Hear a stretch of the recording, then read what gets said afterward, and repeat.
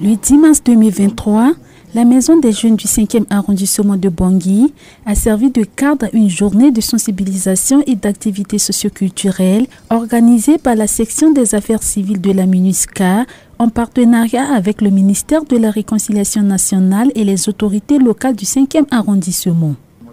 Des dizaines de scouts chrétiens, musulmans et de la jeunesse évangélique africaine GEIA ont été sensibilisés sur la lutte contre les messages de haine comme facteur de fragilisation de la cohésion sociale et de la paix. La dite activité a vu la présence du maire du 5e arrondissement Alain Yemo et du représentant des affaires civiles de la MINUSCA Sylvain Dayambangé. Nous sommes animés par la nouvelle technologie. Les réseaux sociaux, ce n'est pas un outil de cultiver la haine, de semer la désolation, le mensonge. Donc, c'est un outil qui peut vous aider à vous développer, à faire autre chose pour le bien-être de l'humanité.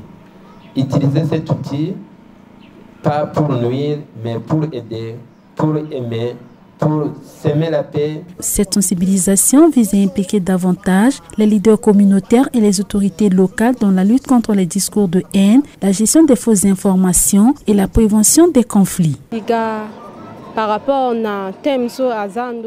Ma présence ici, c'est par rapport au thème choisi pour cette journée de sensibilisation qui était portée sur la lutte contre les fausses informations et les fausses rumeurs que les gens transmettent aux autres. Je viens ici pour être édifié sur ce que c'est que la désinformation ou les fake news. Cette sensibilisation m'a permis de vérifier la source de toute information avant de communiquer aux autres.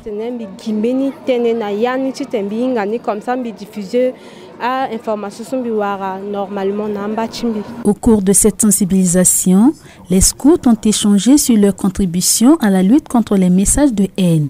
Alexis Kolingou, un des participants, quant à lui, cette session est un atout et l'a édifié. Je pense que de nos jours maintenant, c'est ce qui fait panique dans le milieu jeune.